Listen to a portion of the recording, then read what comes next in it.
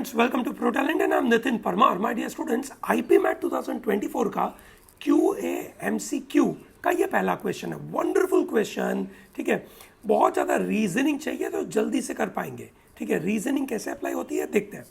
क्या पूछा था? The difference between the maximum real root and the minimum real root of the equation. ठीक है, now if you look at this, है ना, आपको ये दिख रहा है कि this is something to the power 4 is equal to something to the power 4 is equal to 16.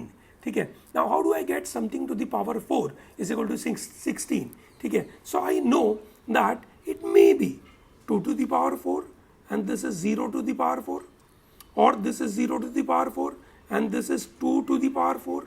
ठीक है, और maybe, है ना, √2 की पावर 4 प्लस √2 की पावर 4. ये हो सकता है क्या? ट्राई कर लेते हैं. √2 मान लेते हैं तो √2 का स्क्वायर हुआ 2 और 2 का स्क्वायर हुआ 4.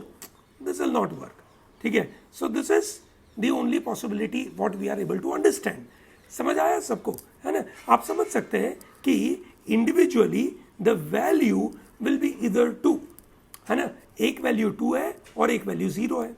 सो लेट अस अज्यूम कि अगर इसकी वैल्यू 2 है, so I get what? X square minus 5 is equal to 2, so therefore x square is equal to 7. Or if I assume that x square minus 7 is equal to 0, then this is x square is equal to 7. In both cases, I'm getting 7.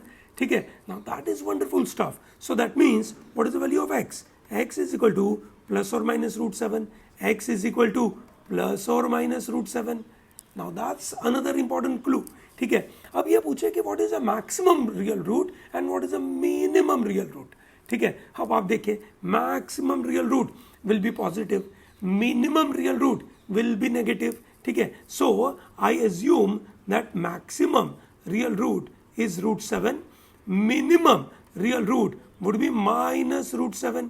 ठीक है, now what is the question? The question is about the difference between this two. ठीक है, that means you can say maximum minus minimum. So that is, है ना, that is √7 minus of √7. So that makes it to 2√7.